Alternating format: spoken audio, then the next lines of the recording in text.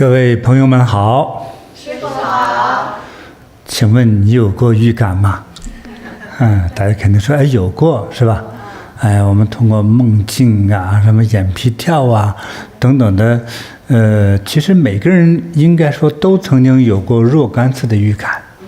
那我的预感就更多了啊，对，太多了。如果你有过预感的话呢，咱们今天的这些朋友们哈，在场的朋友们，就是可以留一下言哈，用最简单的方式。那坤提说，就写一个1，就代表我有。我有过预感啊，就写个1，写个1就好了。我们看看都有多少网友都自己有过预感。好呀。所以我是觉得这个预感这种感觉呢，其实有很多种说法啊。一种说是就是叫第六感啊，或者叫直觉，一种感觉，什么预兆啊，都算是这一类事情啊。那么最常见的有3种，第一种就是直觉，没有什么理由，没有什么原因，就是感觉的不对，就是感觉的车，比如说上那个车我就不想上，见那个朋友我就不想见。去那个地方我不想去，结果后来发生的一些不好的事情，最后就说幸亏我没去。对，就是这个预感，还有的时候就是莫名的一种感觉。对，所以说要听你内心的听你内心的这个感觉，其实是挺重要的。我觉得最起码起到一点就是自我保护的作用。对。那么第二类的呢，就是这个做梦境。对，你看不同的人梦到一些什么灾难呐，或者亲人出什么事儿啊，有些人就是直接梦到的就是真实那个事情，结果那个事情就发生了，但是这个事情之前是在梦中梦到的。对，我们遇到过很多朋友讲他这个在梦境中遇到的事情对，结果事情发生的不幸的，尤其是不幸的事情的这种预感最明显一些。其实我的母亲呢，我妈，在我小时候印象我说是实话，就是她自己的感觉，有时候也挺灵的。这个她做梦她在梦中一旦梦到吃肉，这很奇怪就要见到什么亲人来亲人见面最少也是亲人的书信。过去那个时候不像现在，每个人一部手机还可以视频通话，随时可以拨通，对不对？那个时候很难，像我们小时候几十年前的时候，那没那么容易通讯。所以现在有手机通讯了，可解决大家的大问题。所以在那个时候就是收到亲人的书信都觉得是挺快乐的事情。但是呢，我们通过这个梦中的一些现象呢，还可以反映出来我的师父呢，他也很有意思。他说，通常这种正常的一些小预感的东西，他有一个很简单的习惯他藏族人嘛，他每天喝酥油茶。酥油茶这个茶叶，就茶叶加酥油加水加盐，就是酥油茶。那么他泡茶的这个茶叶呢，经常有一些小柴火棍，就是那个茶树的那个小树干、小木头干，它漂浮在这个茶叶中。一旦这个小茶叶棍呢，如果垂直的这种竖立的在那直晃，说这可能是朋友要来。他每次就跟我说，说今天上午可能谁要来我为啥呢？你看这个茶叶在这样竖着飘。几次也是挺准的，也是好玩吧所以每个人可能有自己的一些发现的一些规律。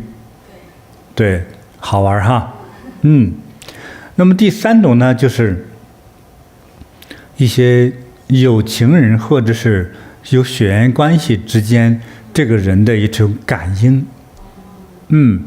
特别是这个一个是双胞胎这2个人的感应特别强那么第2种呢，是这个母子母女之间他生的孩子呀，所以他和这个孩子之间那个那个精神呐，那个灵魂是相连的，啊，这个感应特别的明显。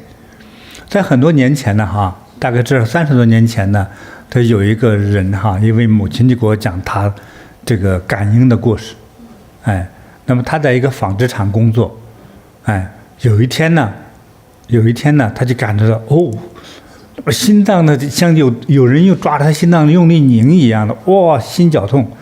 他没有过心绞痛的病啊，哎呀，不行，他立刻就得眼前显现一个现象啊，就觉得自己的宝宝从一个桌子上什么地方摔下来了，摔有点重了，他马上请假回家看孩子，结果他的班长就同意赶快回家，回家一看，果然就是他心痛的那一刹那，孩子就从一个高的桌子上摔下来。这个孩子啊，是他的妈妈帮着看，就是孩子的姥姥帮着看，那肯定亲人嘛。但是老人当时呢，拿一个什么东西，其实就觉得3秒钟就能跑回来，结果到了那3秒钟没跑回来，那个孩子哈还不会走到桌子上爬，他把孩子放在桌子上，啪就摔下来了，结果头摔个口子，把这妈妈心疼坏了。结果那个时间点哈，就是妈妈心痛的那个时间点，非常的吻合，就是好玩吧哈。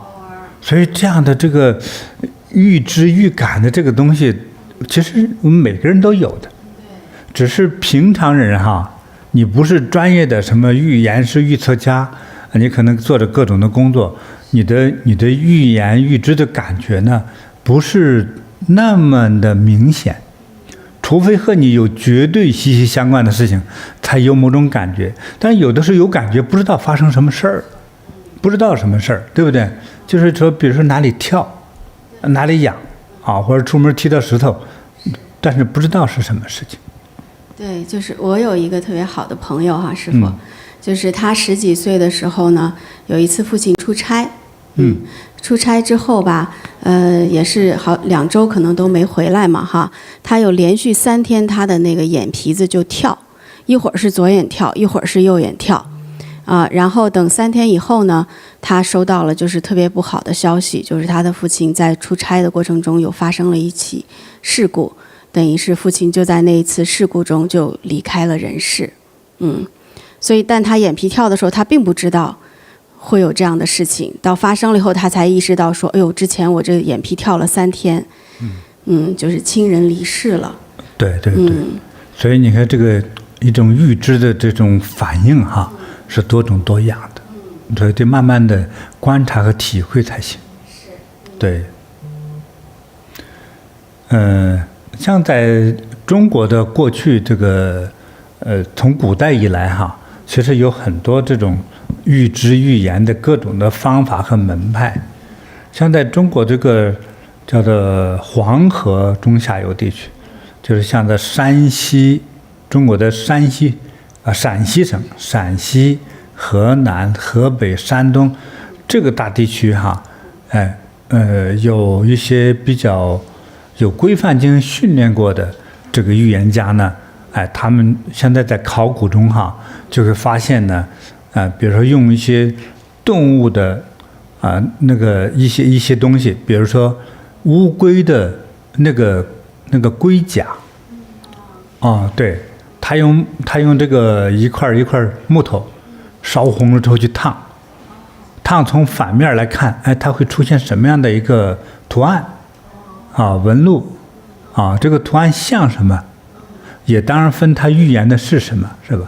比如说今年的庄稼收入如何，也许可能烫了一下之后就觉得挺茂盛的，也许觉得怎么就这个庄稼就感觉到不旺盛呢？比如烫的这个东西出不来那么像绽放的花朵那么一种茂盛感我是觉得它通过图案进行判断，像对应的判断，比如说这3个月会不会下雨我们需要这个粮食需要灌溉需要水来灌溉，说这你看1个月没下雨了我们向苍天祈请一下能不能下雨，又烧红了木头又烫了一下，就烫了之后可能出现那种纹，可能会出现他认为属于雨和水的纹路，他觉得哎会下雨没问题，哎对，甚至是还能够就通过这种方式进行推理式的，还能推演出说大约是多少天之后会下雨，或者还有呢下雨多少天，都可以进行这个预感的。对，还用动物的牛羊的那个前肢的那个像一个扇子一样的那个骨头，也是用来烫，烫之后再看看图案的变化。对，好多种。那再一个就是可能是用那个一种草，那个草到今天呢，有一些遵循这个古周易算卦的人呢，还在使用。那个草叫蓍草，现在真正研究算卦的人还是用它，就是草的草杆对，就用这个草杆呢按着一个叫做算卦的一个程序，通过这个算卦的程序而把它摆放出来，就是所谓阴爻阳爻相对应64卦当中对应是哪一卦什么风火雷卦等等的各种的卦象，各种卦象你在查书中那个卦象意味着是什么意思？对，很多呢，还有一种现象你没听说，伏击，就是拿一个进行筛面的一个这样的细细的筛子，这个懂吗？城市中一般用到，在农村有一个筛子，我们可能现在找那个图都没找着一个筛子，现在图案中那个是假的那个不是这样，就是一个筛子，把面放进去往外这么筛一筛，细的就能落下来，粗的留在筛子里头。他们用这个筛子呢，就是里头别上一支笔或者一个木棍或者一个女孩用的卡子对，在这个已经弄好铺好的白面粉或者是细土壤上，两个人用手轻轻托着一个圆盘两个人都不能用手捏着，轻轻托着，但是两个人都可能蒙上眼睛，谁也不知道谁在做什么动作。那他们的原则上说，我们不会写字，甚至找到这两个人从来没读过书的，就开始晃，说不定一会儿他觉得接到神灵的感应的时候，他有一种身体自然的晃动，拖久了之后这个手就晃，结果呢底下夹着这个木棍就在土上或者这个面粉上就划出一些图案，有些图案是文字，有些图案就是图案，可能相对应的是问的这个事情。朋友还没找到筛子，算了。就今天的城市的孩子我们的工作人员年轻朋友他是不懂筛子是啥所以以后我给你解释筛子，专门讲一堂课就是很多普通农村农民进行筛粮食用的，一定要用的筛子，细致说那个叫箩对，好了，就用这个东西，它是自动的晃动，那在我们家乡也是大概30多年前，至少35年前，就有两个人就觉得有点这种使命感，就很好玩，拖着那个筛子晃，真晃出一些文字来，对，那么他们就告诉我呢，比如说一位年轻姑娘16、17岁，来算算本姑娘看看以后我的未来怎么样那两个扶着机上晃了一会儿，出来有点像几个字，仔细辨认之后，第一个字是织布的织，有点像。看第二个字呢是大小的大，第三个是席子的席，来一起读怎么读？织大席。但我们家乡女人织席就是受苦一辈子，你一直苦苦的劳作叫织大席那么还有一个人很霸道。他生了个儿子那时候儿子才几岁那来这样预言一下我的儿子怎么样，他为人比较霸道嘛那么人又不敢不给他算，好不好也都一样，同样的方法。那两个扶着筛子的人不认识字，晃也出了3个字，第一个好像孤独的独，第二个是眼，第三个是龙，怎么说？独眼龙啊，独眼龙哈，就这个独眼龙不太好啊。听起来不太好吧？是啊，儿子眼睛明明好好的，对呀、对，快到20岁的时候，一不小心一个同学拿着笔一晃，他正好一低头，把眼睛给扎瞎了一个，真成了独眼龙。哎，这个预言还挺准啊。是挺准。啊，好，还有一个，同样就在那几天之中，还有一位大叔说，预言一下我也有儿子呀，预言我儿子将来怎么样？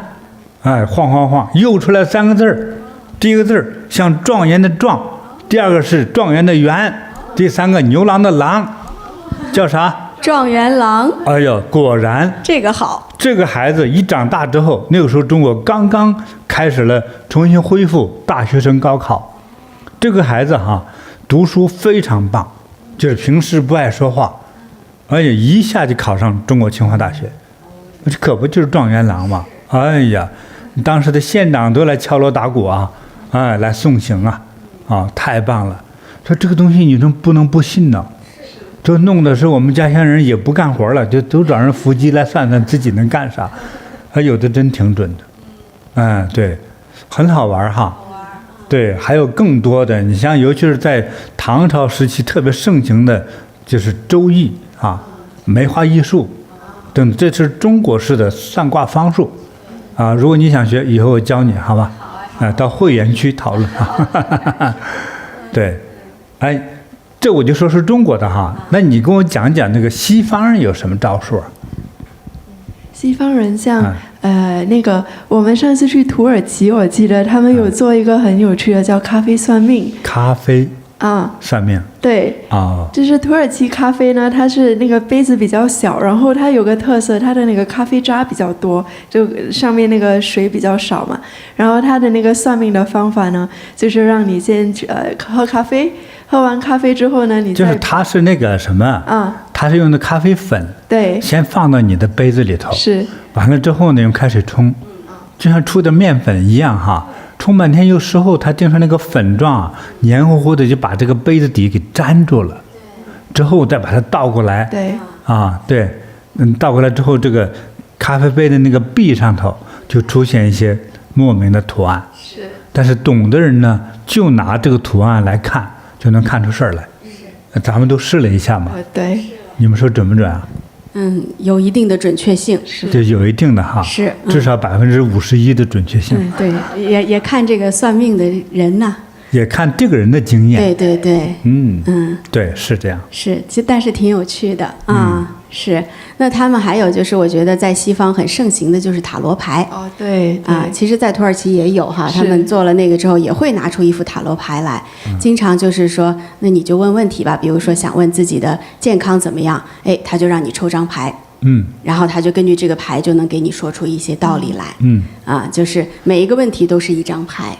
这个听说找到能够很准的这些塔罗牌算命师也是挺厉害的。是。我还看过一种，他们是用水晶球。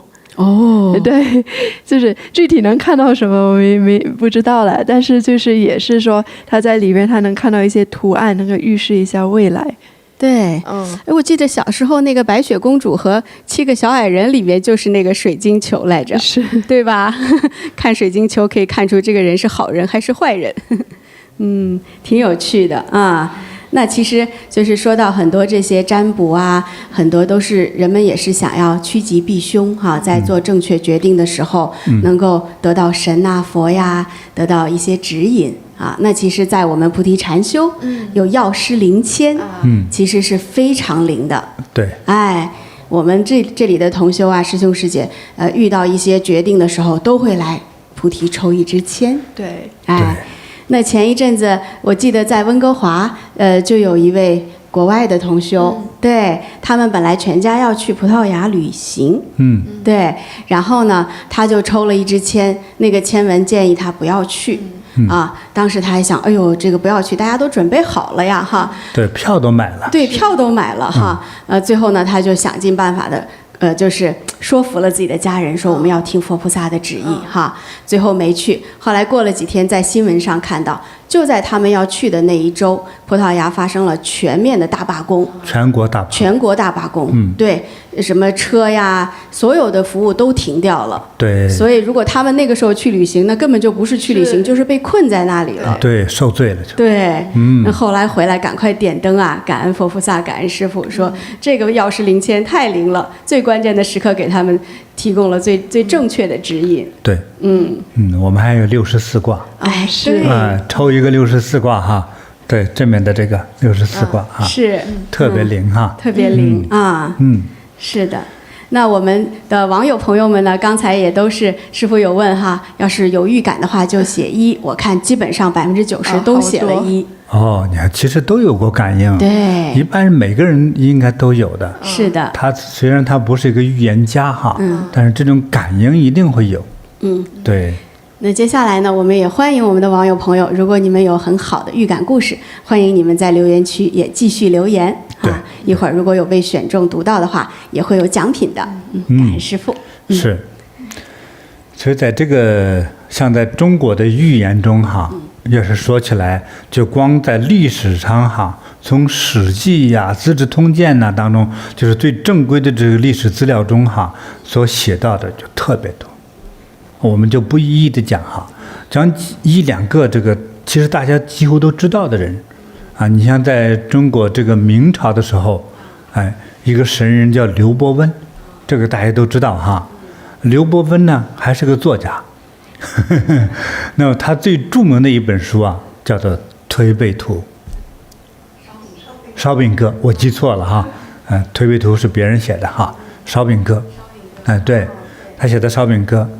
那就是据说哈，在史料中记载呢，这个明朝开国皇帝朱大帅朱元璋啊，已经当了皇帝之后，有一天呢，心情比较不错，他这个厨师呢给他做的烧饼，安徽人爱吃烧饼，他呢这个太监就告诉他，这个咱们的御册大师啊，刘大师刘伯温进谏，说这好呀。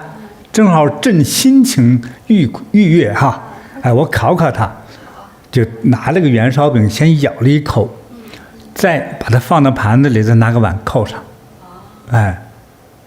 一会儿刘伯温进来了，刘大师，你看看，朕这个盘子里头扣的是啥玩意儿？哎呀，这家伙现场考试啊，这个不容易啊。这也不是什么开卷，真的看不见呐。那个碗陶瓷的，谁能看见啥东西？这刘大师给急坏了，大汗珠子直往下流呀，就是还是这样忍着，一会儿看着，有了，这个又像太阳又像月亮，一个圆的东西，还被金龙咬了一口。朱元璋一听，又害怕又惊喜，这真好玩啊！刘大师，你还真有2套打开碗一看，就那个烧饼咬了一口，你真是挺灵的，是不是？朕这个江山刚坐上，你来给咱说一说，咱这个大明朝、大民国啊，能干多少年呢？是不是？你看咱们不是造反派嘛，把元朝打跑了，对不对？它变成明朝了。是不是元朝不到100年？你看咱能干多少年呢？咱大明的这个运气能够往前走多少年？就是他这个国运，老朱家当皇帝能干多少年？就这个事儿，这可不可以乱说？那不知道怎么说，稍微让皇帝不满意，那头就没了。但是他还是有2下子，所以他说了一大堆，其实接下来花了好几天的时间，朱元璋就请刘伯温就给他讲这个明朝发展的每个阶段的事情，他都是用那种叫做隐喻，就不能讲白了，因为有个天机不可泄露这个说法，你讲的太直白了这不行啊，所以很多叫隐喻大家还记得七鬼的故事吗？明朝的。我就不说了吧对，七鬼八鬼对，所以这都是他的预言，包括2个皇帝被弄到什么被一个皇帝带着10万大兵，还被敌人打败，还给俘虏了，对不对？什么朱祁镇是吧？等等，这些都给预言说了。对，咱们说最重要的点吧，那你说直接说，咱这个大明江山能干多少年？这大师20个手指一块算，等算完之后说，能干600半，用的这个词很巧妙，600半，600半。那香可，你说600半是等于多少吧？650年吗？大约是这样吧。正常人都这么理解吧？是，几乎所有人都这么理解。朱元璋一听，哎呀，是吧？从历史以来能干600年的这个朝代不多，对不对？说大汉朝还能凑合，其他的有人干了不到1个月，那个命就没了，咱能干650年，不错不错，真挺好哈。但是这个结果呢，原来是个就是为什么叫隐语啊？隐藏的预言，隐藏对未来的一种预言。600半是600的一半。600的一半，那就是300。对，所以大明朝从叫历史按的公元来算哈，就是叫1368年开始建立，到多少年呢？1644年，就是290多年，前前后总共加起来，就差不多300年去算的话，可不是600半，600的一半，很会说话吧？对，一般人想不出来。还有一个，他说的有一个预言哈。你看崇祯皇帝，最后一个最正式的大皇帝嘛哈，对吧？在北京的皇帝来说，这个崇祯皇帝不是在那个眉山吊死嘛，对吧？但是你想，造反派都打进城来了，我这皇帝我就不投降，我死都不投降，你们什么宫女太监都可以走，我就不投降，我太委屈了，就是自己上吊，在这个故宫后头叫眉山那一块上吊。死了，所以那个时候有个预言叫什么呢？树上挂曲尺，树上头挂曲尺，曲尺是拐弯的尺，最后把用测字的方法哈，树就为树木，可以简称就是一个木，木上头一个拐弯的尺子，就是一个 L， 加起来不就是猪吗？就是朱家最后一个皇帝挂在树上了，就吊死了。还有叫遇顺则止，这个不叫巧合哈，人家早已经说了，遇顺则止就是顺利的顺。可是，在那个时候呢，正好这个最后这代皇帝的时候，崇祯皇帝时期3大造反派敌人，第一个就是大家都知道闯王李自成，他的国号自己就选了个名字叫大顺，这个就邪乎吧。我不知道他是不是看了这个预言诗不知道，我们都不知道哈。他就起了名字叫大顺，年号大顺。还有个第2号也是非常的超级霸王级的一个造反派，叫张献忠，他的年号一个国号一个年号叫大顺，又是个顺，同样是一个字。还有第3个顺呢，就是后来成为清朝政府的，就是那时候是满族造反派打进中原来，打进北京的，最后成为皇帝的这个人，他的皇帝名号叫做顺治皇帝，就电视上说最后他可能出家的那位叫顺治皇帝。3个顺都拦在他的眼前，像闯王李自成打进北京，打进皇宫的呀，是这样的。很邪乎吧？这个预言遇顺则止。这个时候遇顺则止，结果来了3个顺，哪个顺都来要命，一人砍一段，就能把他折磨死。结果他正式的北京皇宫这个皇帝就到此就没有了。当然后来还在南部的广西桂林贵州那些叫做南明还有一部分就是清朝满族人没打回去的那个部分，他们也视为皇帝者，还有一小段时间对，也算是成为明朝的子孙这个名字，又延续了27年左右，可能是，对，好玩吧？好玩。这个预言邪乎吧？哈，对，非常准。而且是发生之后才能对上。对，发生之前是很难去猜测到的。对，他已经说得这么清楚了，我们还能猜错了。所以天机不可泄露。天机不可泄露。感恩师父。就是好像天铺了这么一个程序，你就必须按这个程序走。去走，你走不走没关系，反正这相关的事儿都会发生。对。逼着你也必须去走。结果就是这样。是。对。那说到这个预言家呀，其实在美国西方嘛，哈，也有一位女士，她叫 Jeannie Dixon，她也是在美国当时政商圈特别知名的一位预言家。那他是怎么出名的呢？他呢就是在1956年的时候在美国的一个公开的杂志叫 Parade 游行这个杂志上发布了一个预言。那这个杂志呢是在美国的发行量最大的杂志期刊他那个预言是怎么说的呢？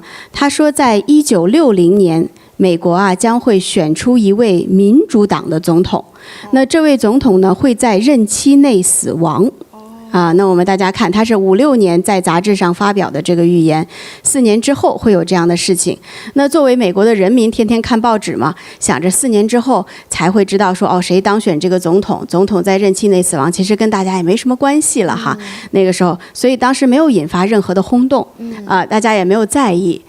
可是呢，4年之后呢，确实一位民主党的候选人，当时就是 John F. Kennedy 也是一位充满传奇色彩，后来给后世留下很深刻印象的这样一位美国总统。他在43岁的时候，当时也是英俊帅气非常有才华，当选了总统。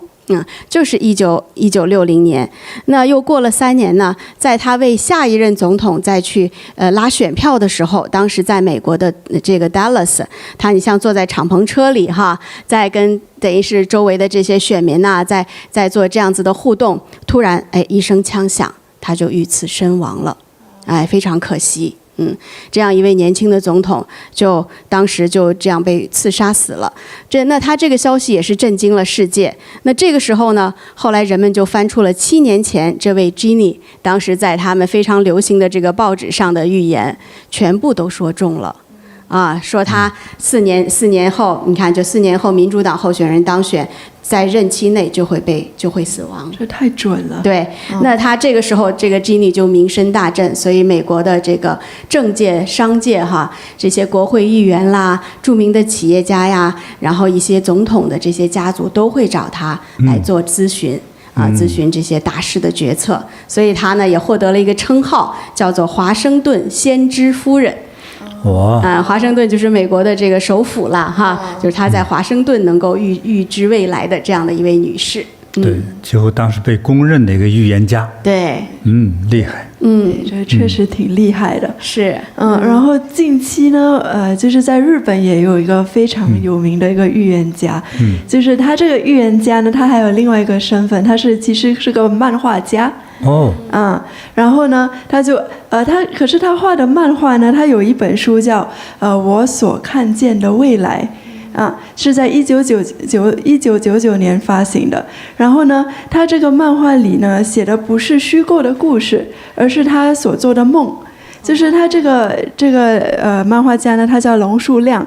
然后呢，他经常会做一些能够看见未来的一些梦，然后他都会把它记录下来，就是像一个梦的日记一样。后来就在1999年就发行了这本书，我所看见的未来。那他最引人注目的是呢，他的封面上就有一个图写着一句话，说2011年3月份会有一场大灾难。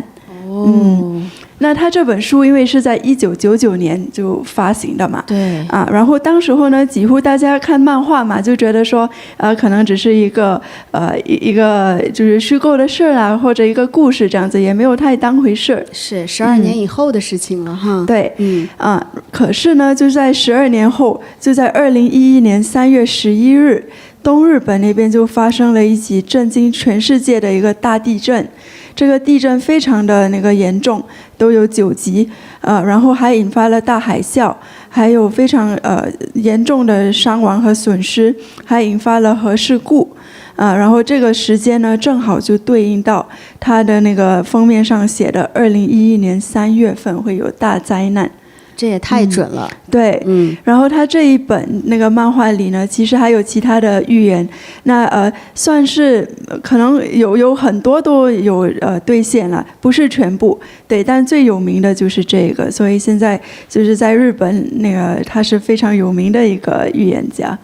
对，其实经常在 YouTube 上会见到像介绍这一位漫画家，他还是现在还活着呢，70多岁了还活着，还活着呢。他又出了第2本书。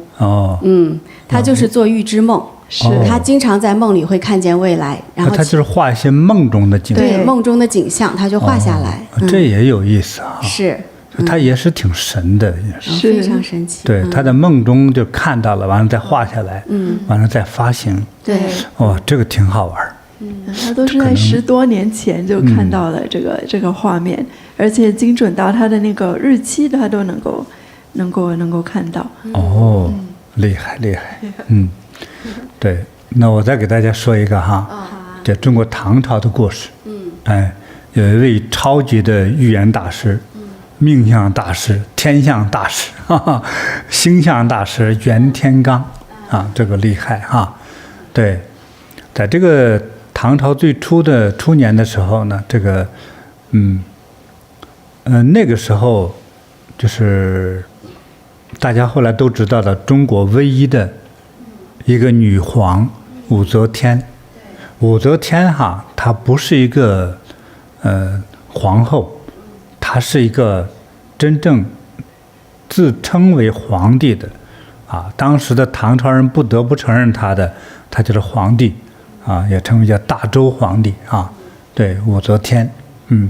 中国历史上记载的正统的唯一的一位女皇帝就是她。那武则天的出生几个月之后，那武则天的父亲呢在现在的中国四川省一个地方呢，就担任这个都督。都督差不多就是一个，就像现在来说就是一个军区司令一个很高级的一个军队的一个这个最大权威者。那听说这个袁大师在这里云游天下走到这个附近了，说赶上把他请来，我相信一般的百姓都请不起他，因为这个人太厉害了他是军区司令嘛，请他的话那还是比较容易的。他请到这个袁大师到他家之后呢，给他家人全家人都看一看。先看这个武则天的母亲姓杨杨贵妃的杨他这个大师看到这个武则天的母亲之后呢，就是说她必生贵子。我说这个母亲很厉害，你生的孩子一个比一个厉害那又看了武则天的2个哥哥，一个叫做武元庆，一个叫武元爽，说这2个孩子将来都是挺厉害的他至少做到3品官3品官很高了，对，差不多现在来说是差不多国家就是部长级的这个官员，都挺高的又看到了武则天的姐姐，就是后来被封为叫韩国夫人。说这个女儿非常的贵就贵夫人的贵非常的显贵这个一生非常好，但是只有一个方面不太好，就是对丈夫不利，这是她的命那这个当时这个武则天的这个父亲呢很好玩，遇上这种能掐会算的人，大家都想再更多的测试一下。那武则天才几个月嘛，这个武则天呢穿了一些那个男孩打扮的衣服，再拿小褥子包着就过来了。那么小也看不出个性别来包这个衣服。就是那你来看看这个小孩呢，这是最小的。袁天罡仔细端详了一会儿之后说：“哎呀妈呀，这不得了！这个不是一般人那得到这个亮地方的仔细看看，我怕说错了，这个不得了。再看了一会儿之后啊，说这个孩子啊，真的不得了啊！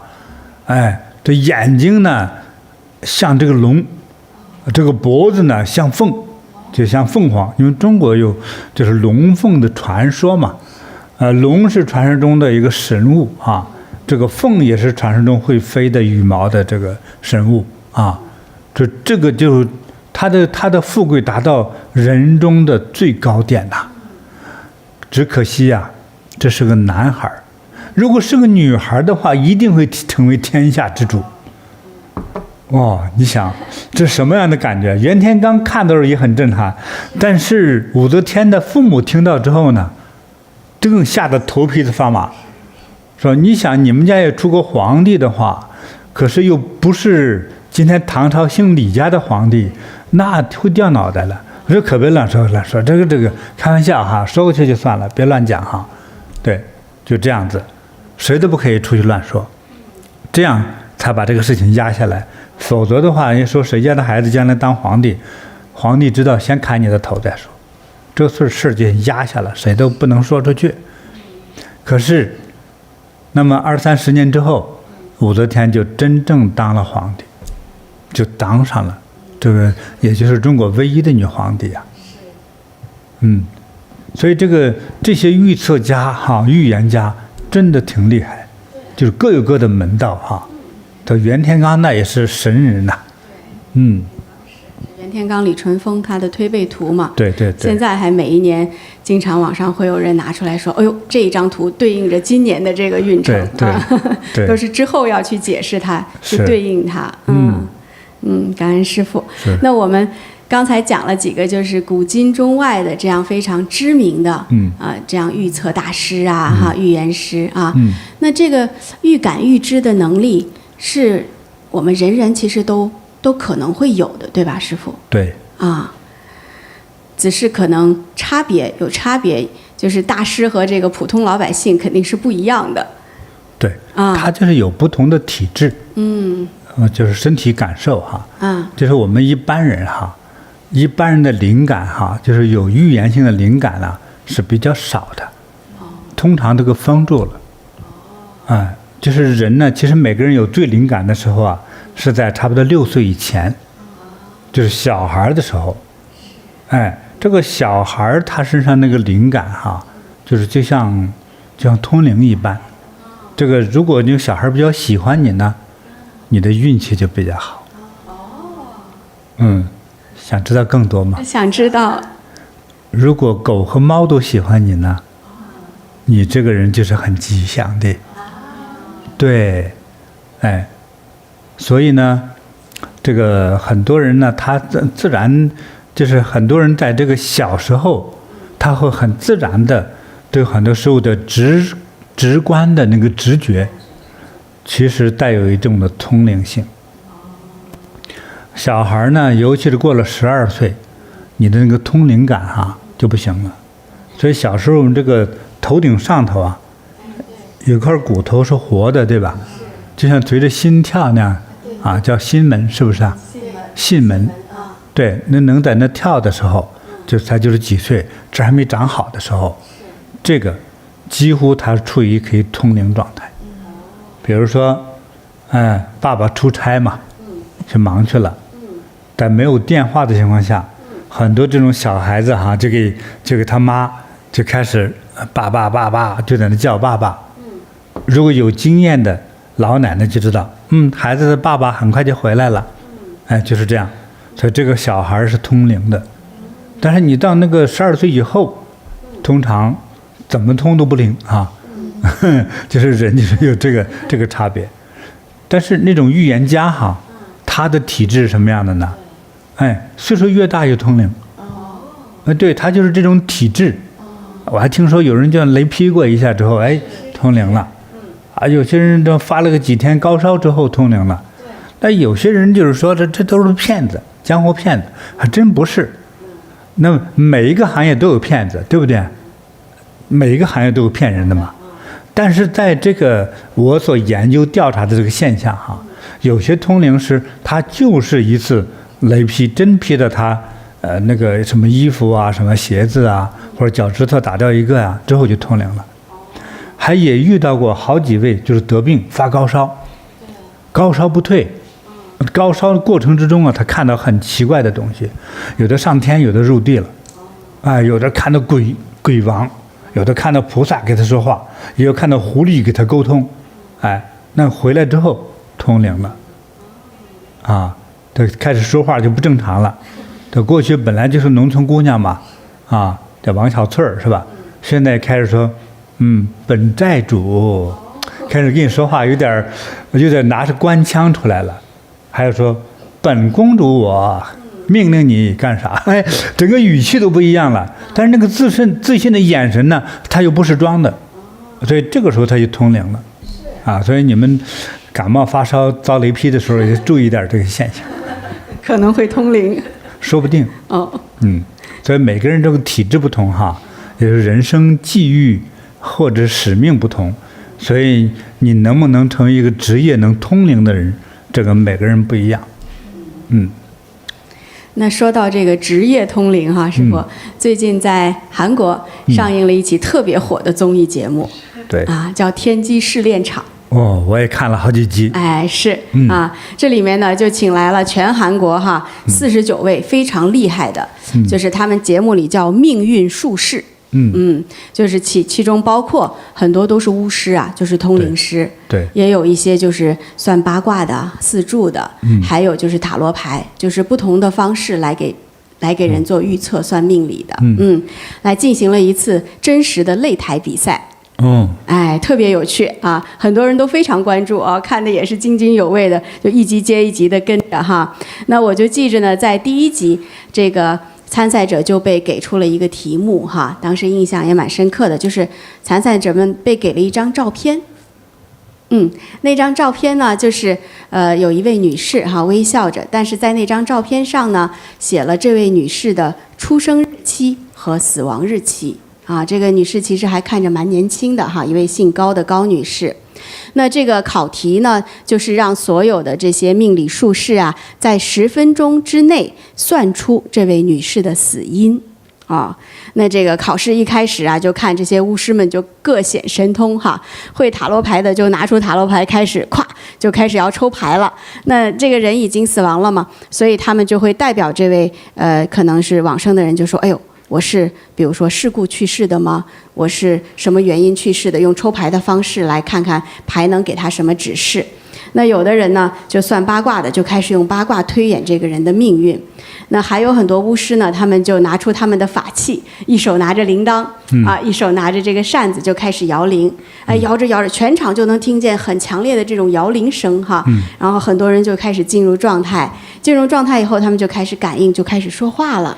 有的人就说感觉到这位女士是独自去世的，走的时候很孤独那有的巫师就感应到说，哎呦，这位女士她全身的关节都相当的疼痛，好像她的身体被撕裂了，就是支离破碎，走的时候是很惨的还有的巫师在通灵的过程中就哭泣了，就止不住的就开始哭了，好像这个巫师就跟这个亡者等于是沟通到了他的情绪就不断的在哭泣。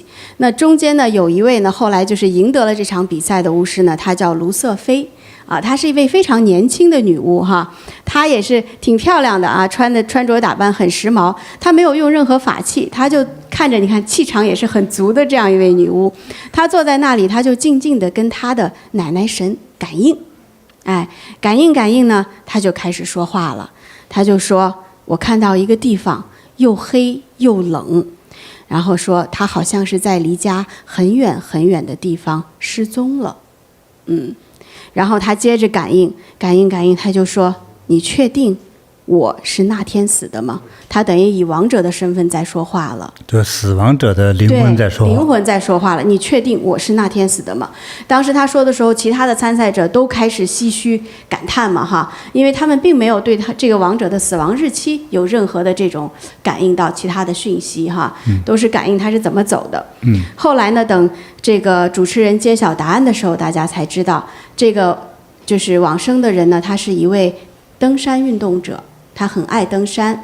然后当时就是在2009年7月的时候呢，他成功的登上了珠峰，就是喜马拉雅山的最高峰，等于是实现了人生的梦想哈。可是非常不幸，在下山的时候出了事故，他就意外了从山上坠落下来，坠到了悬崖底下，等于就往生了。但是呢，因为喜马拉雅山的环境太恶劣了，所以其实是他往生很久之后被其他的登山者和直升飞机给发现运回来的。那官方文件上写的那个死亡日期就是大家推算的，没有人知道他是哪一天走的，只是根据他上山的时间和找到的时间推算了一个死亡日期啊。所以当这个答案被揭晓的时候呢，哎呦，所有人都知道说，这个卢瑟菲不是一般的女巫哈，真的是感受到了当时这个发生的事情啊。他以王者的角度说了这样的一句话，然后卢瑟菲还接着说他不是那天死的，说他其实是在等待被发现的那段时间里活了很久。所以就是这个天机试炼场，也是我就分享1集的这个内容哈，师父，这也是就是现代的这些通灵者啊，他们在这个擂台比赛上展示他们的通灵的这个技能，看了以后都让人很佩服。对，他不是算出来的，对，他就是听见了，听见了或者看见了，对，他和他所谓恭敬的那个神灵哈，对，让他听到、看到或者听到这个死亡者在给他对话。对不对？其实官方公布的这个登山家这个死亡日期，其实在山里到底哪一天死，确实没人知道。他都不知道从哪一天记这个日子好，可能是被发现尸体那一天当成死亡日期，或者往前一天，这都是错的。对，所以呢，他沟通了这个真正这个灵魂的时候，他能挖出很多别人根本不知道的事，甚至家人都不知道的事。香可看得太准确了，就是他其实当时登那个照片的时候，他们也都没有公布这个亡者的死因，但是等于说他就看得非常的清楚，这个整个的过程，他就把他那个其实死亡的那个环境，就是那么非常冰冷的雪山的就描述出来了，因为人家那个节目中没有说这个人是怎么死的，只是给了名字和这个生日和估计的死亡日期，就没有别的信息了。没有，连他是做什么的，是登山的都不知道，连登山这个事儿都不知道。对，所以根本就是一团漆黑呀。对，不知道要怎么说。所以这一位呢，叫卢瑟菲这位女巫吧，哈，这位通灵者还真是挺准的。挺准的。对，所以在那儿看到那儿，真是觉得也是非常敬佩她呀。会一种。多数人看到这儿有点毛骨悚然的感觉，说他怎么会知道了呢？他通的是谁呢？就是他这个供的这个神灵和这个亡灵之间，就会变成他和亡灵直接对话。对，这个厉害啊！它里头很多很神奇的这个节目哈，是的，真的很考人，让人很难看。如果你是一个没有本事的人，在那里的话，我相信呢哈，一关都过不了，对，就被踢出来了，就淘汰了。对，非常厉害。所以这种能有预见的这种能力、通灵能力的人哈，还真是存在的，而且非常准确。对，就能够和这个死亡的灵魂直接对话，并且不是湖州，对不对？是的。那你说我是西方世界，什么哪个世界，这个不知道。但是查出死亡日期这些对话还有很多细节，没法撒谎，就是。你像我们以前也跟我们的网友分享过，美国的一位通灵的师叫 Henry Teller。对，Teller，他也是很准，非常准。对，他也是经常能够跟亡者的家属，然后去阐述当时这个死者是怎么样离去的，和一些最后的遗言，就让家属能够释怀。非常准，像神级的准的，几乎没有不准的。对，就是这么厉害。不可思议哈！是这个世界多么了不起的人都存在，世界很奇妙。那其实说到小孩通灵，我觉得香可还有一个故事要分享，是吧？这是我们纽约禅堂的一个网友叫 Susan 给我们发来的一封信。他说：“师父好，今天想跟师父分享一件让我非常震惊，然后非常感恩的一个事件。然后这个事件呢是发生在我先生的那个身上。就是有一天呢，我先生外出去办事，晚上回到家后，他一进门脸色就不太对劲了。先生对我说：‘哇，今天真的太危险了，我差一点就出车祸了。’我一听，心里马上紧了一下，赶紧问他到底发生什么事呀？先生说，那天高速公路上起了很大的雾，就是前面什么都看不见，而且呢，那段路又是他不熟悉的，没有看到前方减速的警示标志，所以一直都是开在大约1小时120公里的这个速度上往前开。没想到开着开着，先生突然间就看到前方竟然有一个红绿灯，而且已经有好几辆车在那边停着等红灯了。距离实在太近了，他根本来不及正常减速，只能本能的一脚把刹车踩到底。但就在刹车的那一瞬间，车子完全失控了，整辆车猛地甩向旁边车道，车头竟然转了180度。就是说，原本向东开的车，最后竟然变成朝西停了下来。可是最不可思议的是，车子刚好避开了前面等红灯的车辆，旁边的车道也刚好没有车，后面也刚好没有车追上来，等于说前面、旁边、后面，只要任何一个方向有车，后果都不堪设想。我听完先生这么讲述，后背都发凉了，心里只有一个念头：这真是捡回一条命啊！当时我以为这只是一场非常惊险的意外，可是第二天呢，发生的一件事让我彻底的震惊了。第二天呢，我就到邻居家聊天，无意中就说起先生差点出车祸的事儿。没想到我刚一说完，邻居就突然愣住了。他看着我非常严肃地说：“有件事情我本来不敢告诉你，但就在昨天早上，我这个3岁多的儿子 Jason 吃早餐的时候，突然冒出一句话：于妈的车出车祸了。”而他口中的于妈其实就是我，因为 Jason 平时叫我的称呼就是于妈。邻居说，他当时听到这个 Jason 这么说呢，也觉得心里不舒服，就想制止一下孩子。但是还没等他开口说， Jason 又接着说了一句：“于妈的师傅会救他的。”大家可能会好奇，孩子口中于妈的师傅是谁呢？因为我平时就跟金菩提宗师修行，也常常跟邻居分享禅修带给我的受益，所以他们家人都知道我有一位非常敬爱的师父。但是呢，其实那天早上我也没有见到邻居和 Jason， 邻居也没有跟孩子提醒过我。但是他这个3岁多的孩子呢，突然就会说出车祸，又会说师父会救他。我听完以后，整个人真的就是愣住了。回去后，当天晚上我马上把这件事情告诉先生。后来我们仔细核对了时间，结果发现 Jason 说出那2句话的时间，竟然和先生在高速公路上经历那场惊魂动魄的那个车祸，几乎完全时间就对上了。那一刻，我真的是说不出话来。原本我和先生都以为那只是一场幸运的逃过一劫，可当下才了解，就是师父救了他。在那来不及反应的瞬间，是师父慈悲护佑，让先生才能避开这场灾难。每次想起这件事，我心里都是充满着感恩，感恩师父慈悲护佑，感恩师父救命之恩，让先生能够平安回家，也让我们家免于一场灾难。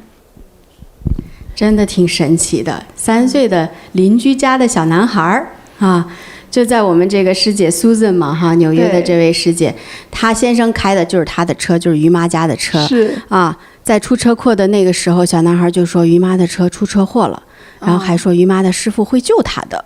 对，他怎么知道的呀？对，我刚才不是讲吗？就是人哈，尤其是在这个6岁以前，容易通灵。对，他这个心门没有封住，就是很多与他相关的人的事情哈，他就容易感应到。对，就是这样。这个感应的还晚呢。提前一天说是更好。是。对，更灵的会提前1-2天说。对。对。但是因为小孩子都看到了嘛，本来于妈就是这 Susan 想着也就是遇难成祥了，但是小孩子说是师傅救了他啊，这个 Susan 一下子才知道真的是师傅的护佑，无形中才让老公避过了这一灾，所以赶快回来点灯感恩师傅。这个是有可能。是的，那个还是挺神奇的经历，因为其实他车开得很快，然后当时急刹车的时候就是失控了嘛，那等于说他的车整个在旋转，然后旋转的那个当然呢没有撞到前面的车，也没有后面的车撞他，然后旁边的车道也都是没有车，所以他就这样安全的停了下来。对对，车没事，人也没事，这真的是太神奇了。无形中有一股力量护佑了。我们希望观众能弄明白你讲的是啥哈。他前面有车，他因为急刹车，车跑偏的跑到一边，跑偏的这个道上是没有车，前后都没有车。是。因为前面他的原来这个道路上是有车的。是。但是呢，我们画这个图的时候没画出旁边的这些车来，是这样，以为是空荡荡的。要不是空荡荡，干嘛还急刹车呀？是这个图片有问题，知道吗？是这样的哈。所以你看完那个图片，得听香可一讲，大家觉得到底有没车？其实是前面和左边这些车道都有车，只有右面这个车道没有车。对，他一刹车自己跑到右边去了，是来了个急回头，前后都没有车，就没撞到人，没撞到车。是这么个事儿。对了，师傅解释的好。对，要不然一看那个图，大家傻了，是不是啊？空荡荡的，刹什么车呢？对不对？是这么回事儿哈。他画图的那个人有点糊涂。对，要努力呀。是。所以还得到了保佑哈。是的。所以你看，这里还证明这个孩子小孩子是有通灵的。对，因为他和他邻居很熟悉啊。对，所以这小孩就有了这个预言的感觉。是，真挺好。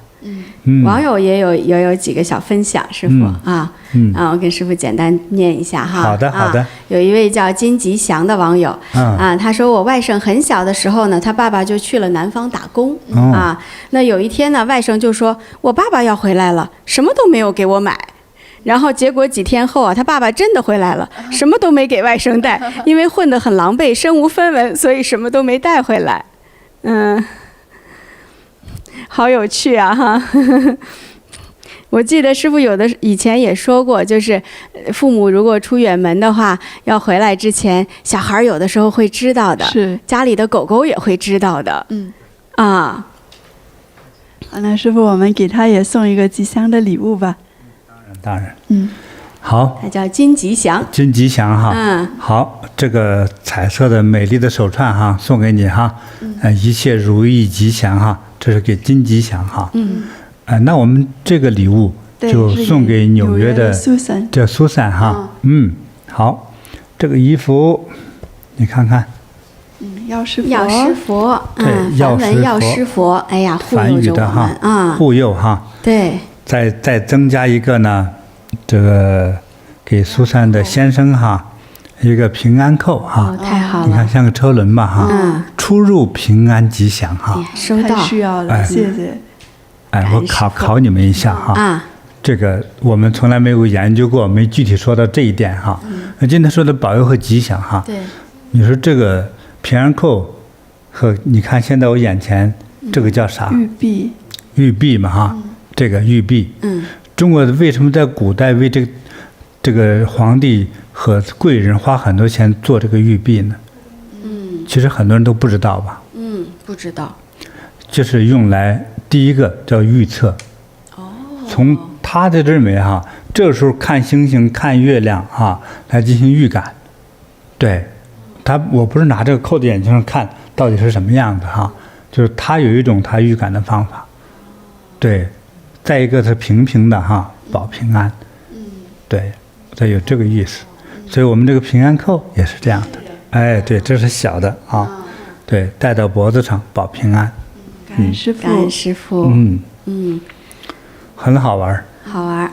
好，那我再念一位网友的师父。好。我们网友还是很积极分享的这个当然我们不鼓励买股票了哈，但这个网友是股票那个哦，对，他说师父好，我几年前做了个梦，梦中我老家的好几个老乡叫我去买一个什么股票，那叫什么566股票哈，说以后会升好多。那梦里他们给我讲，后来我醒来我就去买了，买的时候才几毛钱，过了3年变成9块钱了，就涨了好多倍呀。说真的没想到升那么多啊。我也不知道这是还在梦中吗？也不是梦中，就是他做了个梦，梦里他老乡让他去买这个股票，然后梦醒他去买了，买了以后这股票最后涨了好多倍。如果涨了，赶快卖掉啊！对对对，赶快卖。奉劝这位朋友哈，是别捧这个空的气泡开心哈。现在把它卖了变现。哎呀，赶快变成了现钱存到你银行才算真赚了哈。否则我听到的几乎都是买股票赔的底朝天哈。如果你这个真涨了，赶快卖。感恩师父的提醒。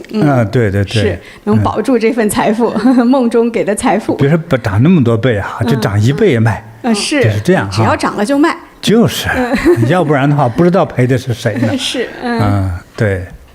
师父还有一个很有趣的留言啊，他说我做梦梦到亲戚邻居家生个男孩，结果就生了个男孩，梦到同村父亲朋友家女儿生个男孩也成真了。梦到舅舅家地里很多红薯，表弟家就生了男孩。梦到堂妹家结了个黄瓜，我知道他肯定是生男孩，结果就是生了男孩。他真会做梦。可以后呢，他也注意查看自己的梦境，对，他指向谁啊？这个还挺，以后就做那个日记记下来。对对对，去。这个还不错哈，就说不定哈，现在这位网友哈，他可能就是有做梦的这个预言的能力，这个能力。对，还真是。对，所以没事就睡啊，然后醒来就写书。其实我们修炼呢，就是容易通灵。修炼，这是本来我想最后再讲这句话哈，真的是，所以很多修行人，尤其是菩提弟子，很多修行者就慢慢就走向了通灵的状态。感恩师父。咱们还是讲讲今天要讲的东西。好的，师父啊，对。那我接下来想分享一位，就是我们非常熟悉的一个小师姐。她其实是蛮有预感能力的。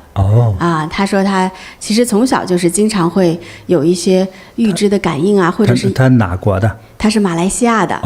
对，她叫 Lucy。我知道。是，她就眼前经常会出现一些画面，有的时候过一阵这个画面就成真。那他就给我前几天分享了一个故事，我觉得太有趣了哈。他说他19岁的时候那一年，他们家是他是大姐，他有2个小弟弟，他特别爱他那俩小弟弟哈，就是真是像妈一样的护着俩小弟弟。那他19岁那一年呢，他的那个二弟啊，就刚刚好考到车牌了哈，成为新手司机了。那有一天晚上呢，他小弟就想吃披萨。小弟就闹着说：“哎呀，姐，我想吃披萨。”二弟就说：“没问题，哥带你去，哥会开车了啊。”那他们家呢有一辆很破旧的老爷车。那老爷车呀，只有前排那2个座位有安全带，后排是没有安全带的。在马来西亚估计安全带法也不是那么严格哈，没有安全带也可以上路哈。然后呢，那这个 Lucy 小师姐呢，因为她从小就晕车嘛，那所以她每一次上车的时候，她都会坐到副驾驶。我们知道晕车坐到后面越颠簸就越晕嘛哈，所以她每次都坐副驾。可是那一天呢，小弟想出去买披萨，他的心里就觉得不舒服，莫名其妙很怪，就有一种不想出去的感觉。但是因为小弟弟想吃嘛，他又不想扫弟弟的兴哈，后来就说那还是去吧，就3个人一起去。正要坐上车的时候呢， Lucy 突然改变主意了，她不坐副驾了，她想坐在后排，她执意让她的小弟坐副驾，因为二弟开车嘛啊。然后呢，小弟坐上去之后呢，他还使劲地念叨小弟和二弟其实平时都不怎么系安全带啊，他那天就特别严厉，就说你必须把安全带系上。后来2个弟弟都得听姐姐的，系上安全带就出发了。那个披萨店离家也没那么远，10来分钟，3个人去的时候还是很顺利的哈。开到以后呢，买了两个大披萨，很香，还买了几碗那个热腾腾的蘑菇汤。哎呀，我现在说着我都觉得挺香的哈。然后就准备回家了，3个人坐到这个车上，那个时候天已经黑了，还下着雨，二弟就开着车。那这个车呢，二弟刚开车，路其实他也不是很熟哈，正好路过一个十字路口，他觉得是直行的，他以为左右两侧没有车，但是就在他开过去的那一刹那，他的旁边出来一辆车，直接横撞上了他直行的这一辆车，等于把他的车直接就撞翻了。我们 Lucy 说，现在都10几年过去了，他还记得那个天旋地转的那个感觉，因为他在后面一排，他是没有安全带的，他就像一个鸡蛋一样在车里被翻腾着，那个车就连续翻了2、3圈啊，然后最后撞到了一个电线杆子，终于停下来了。后来呢，他们发现那个电线杆旁边就是一条大水沟，而且水流很急。如果当时没有撞到电线杆，掉到那个水沟里，这3个小孩的性命都很堪忧。后来那个车完全报废了。那这3个孩子经历了这个之后，就紧急的被送到医院去抢救啊。这2个弟弟因为年龄也小，系了安全带，一看啥事儿都没有，可能就有点小擦破皮而已哈。这 Lucy 就没那么幸运了，因为在后面确实甩来甩去的，撞来撞去的，这个脑子就被撞了。医生说脑震荡哈。然后最后呢，那蘑菇汤因为很烫嘛，那在那后排也是晃来晃去的，就洒了，还把他的头也给烫伤了。所以这 Lucy 等于两度受伤，撞了车，烫了头。烫了头。最后他躺在那个医院的那个病床上，护士进来给他量血压呀什么的。护士闻了闻说：“谁订了蘑菇汤了？”那 Lucy 那个时候已经说不出话来了，他也没法解释了哈。其实那蘑菇汤是洒到他身上的和头上的哈。他说现在回想起来，他还觉得当时护士的这句话挺可笑的，但是从那之后，他只要有不安的预感的时候，他就会特别的小心。那后来这位小 Lucy 就非常幸运加入了我们菩提哈，来菩提工作了。他说来菩提跟师父学习以后呢，只要心里有这种不安的感觉的时候哈，亲人他感觉到亲人可能会有一些不吉祥的事情发生，他就会赶快给他的亲人请法物供灯对，怪不得他不爱吃蘑菇。原来是这个事儿哈。一次就够了，就够了，那次吃够了。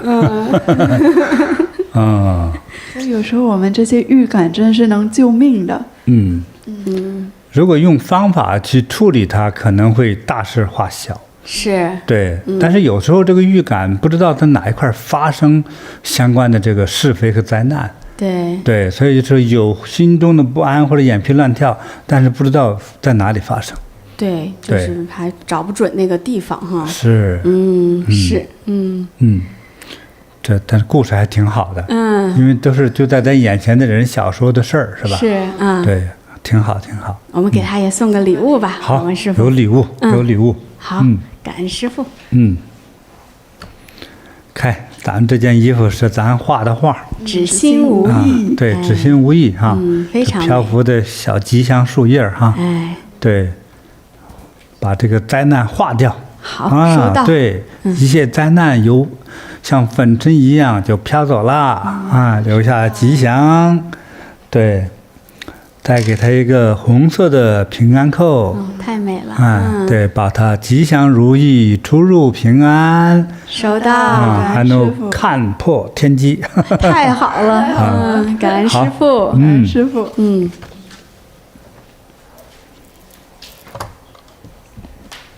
那师父啊，就是最近呢，泰国那边呢也有一个挺厉害的一个预言家，他呢就是会出名呢，是因为他是在2024年年底12月的时候，他上了一档那个电视节目，然后呢，当时呢他就预言说2025年上半年左右呢，就是在缅甸会发生一场极其严重的大地震。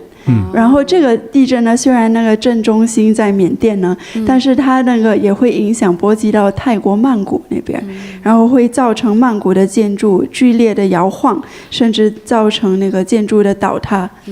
那确实呢，2025年的3月28日就发生在缅甸一个7.7级的大地震，然后远在千里之外的曼谷震感也非常的强烈。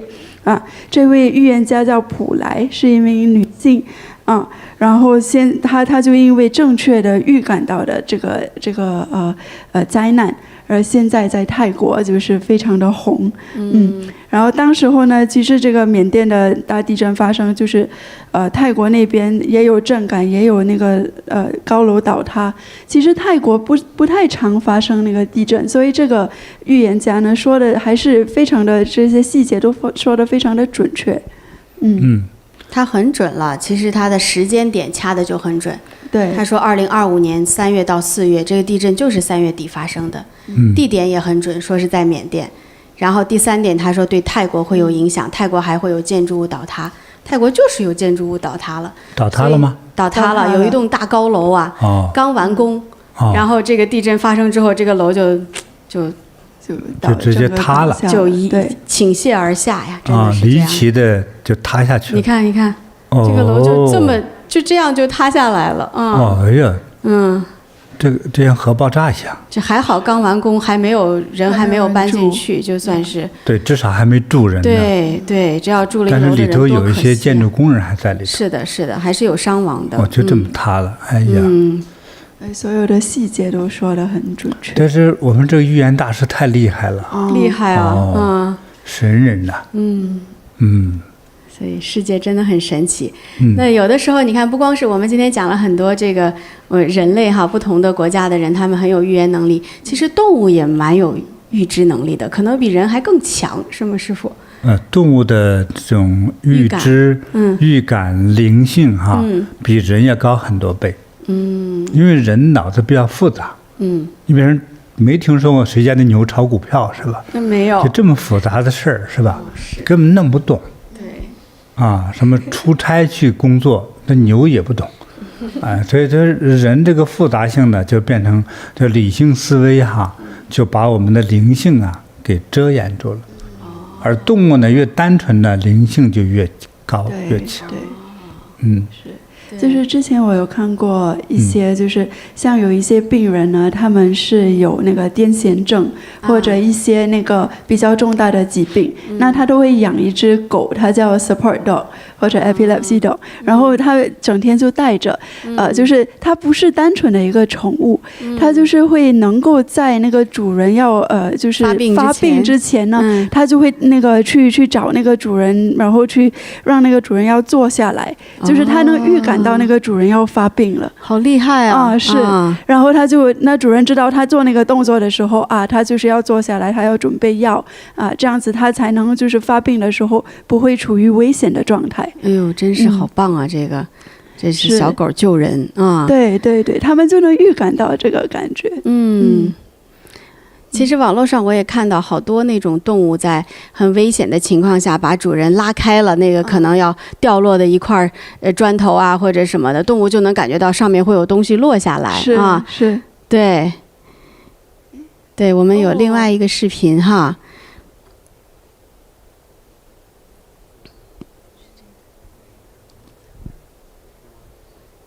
对，我们来看看这个视频里面，我看这狗狗过去了，那个风把这个跳蹦蹦床给翻了。你看他在告诉他主人上面掉了一个灯还是什么天哪，一辆车就这么撞过来了。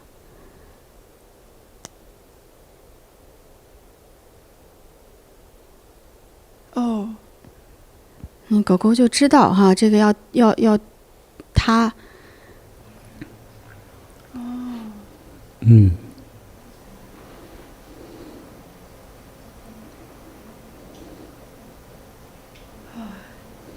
这都太惊险了，还好那个狗就是提前提醒他们。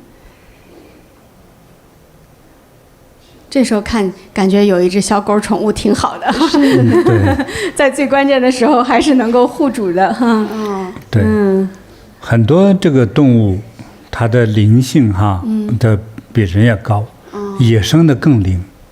像人养的吧，它像人一样了，它开始就是灵性就少了。这野生的动物更灵。是啊，几乎所有的动物，就是在很多大地震前或者那个大天灾前，就是这些动物都会有反应，像那些鸟那些牛它们都会就是跑或者就是叫。对，这样子他就很慌乱的想要往出冲的那种感觉。就是像这个，从家庭来说哈，你家里将要发生一些灾难的时候，灾难之前的时候，这些动物就是比如说住在你家的野生动物，包括你家里养的这个宠物，它提前一定会有特别不安的反应。对，就是这样。是。所以这个就是有时候养了小动物呢，动物拽你啊，冲你特别的叫哈，一定是有原因的。对，要多观察一下。对，就别不把这个当回事儿哈。对，很重要。是。那我们今天讲了很多的这些非常知名的通灵者哈，就是我们看到他们的很多预言是准的，但也并不是所有的预言都是准的。是师父，就是这个怎么去看呢？这个是这样的问题。这个怎么看啊？其实我也研究过一些预言家哈，就是当代的，因为他说的话今天都录下来了，他也愿意去录，或者和电视台配合哈，都录下来就在那讲，准确度大的事件的准确度哈，能达到如果70%的话，就是最优秀的预言家，因为他可能经常会说话。你现在记得还有什么印度神童阿南德之类的哈，这都是挺厉害的。我记得他现在说2年前吧，他说黄金要涨价，你要储备买黄金，对，结果涨了吧？涨了1倍多吧？对，2倍多哈，对，所以他那个时候早就喊，那一般人不懂的时候，又出个小骗子，那我是觉得他分析的很多东西，他通过什么，印度人有个叫吠陀经哈，占星术，所以他们是那个婆罗门家族，这个婆罗门是比佛教还早，是应该很强大的这样一个叫它超级的信仰哈。对，他们有他的那个经典，这经典不是胡编的，我都觉得是神或者外星人给的。就他用他那个一套方式来看待星象的时候，这个就能发现很多人类自己所不能了解的。你像在关于星象学说的话呢，你看我突然现在想到那个乾隆，这是历史上有记载的。清朝中期乾隆皇帝的时候，他有一次不是要登泰山嘛？乾隆也喜欢旅游嘛，经常乾隆下江南，对不对？他一定要走的其中一个就是山东这个路线，还比较近一些。他有要登泰山，他要登泰山这个期间呢，他就跟着其中有朝廷的各种人才嘛，其中有这种观天象的这些官员，他封为官的，其实是神人级的人哈。对，说皇帝这个不太对哈，这最近呢哈有这个淫乱祸心，淫乱祸心就是有一个什么什么星象，不知什么星，还太白星什么东西在扰乱紫微星，那皇帝说那这是针对我吗？因为紫微是针对皇帝嘛，说不是，是针对你的家属，是跑到皇宫后院了。你看在看天象中都能看出这个来，他绕进的不是前面正殿，前面正殿出问题就会皇帝出问题，说绕到后宫了，结果他的皇后就死了。那你说这是巧合吗？他专门这个观天象的官员叫司天监，司天监的官员哪敢乱说话呀？对，这个就是他看到这个星象不太对，所以他也进行了一番分析了之后说，幸亏不是皇帝本人呐，这个是后宫。结果乾隆皇帝非常喜欢的这个皇后就去世了。你看光这个中国在历史上预言的东西，我们讲过好几个点哈，记着大宋嘛哈，大宋皇帝赵匡胤，对呀，那是一日换一日，是不是啊？点检做天子，那时候点检赵匡胤跟着之前他们那个大王叫啥来着？我忘了这名字了。跟人家混的时候哈，这个大王很够意思啊。但这个大王呢，就是早早去世了，就英年早逝。这个赵匡胤呢，他们也是在那种叫做一个胡乱征伐的年代，就是唐朝之后乱了很多年之后，经常说柴荣，对，姓柴，对，柴荣。那个时候呢，中国历史上说，今天他做皇帝，明天就被人杀了，换了一个人去做皇帝。所以当时有军权的人很容易造反。他领着一帮杀人的兵嘛，很容易造反。他只要有这个军权，就可能杀了你，杀了皇帝自己做皇帝。对，其实这个宋朝北宋开国皇帝赵匡胤就是这么做的皇帝，还编了个故事，是吧？还找那个道士叫陈抟，所谓的陈抟老祖，一直睡仙宫的创始人陈抟老祖还编了个顺口溜：一日换一日，点检做天子。不管是先编出来这句话，还是一种预知反正中国历史上有这些东西。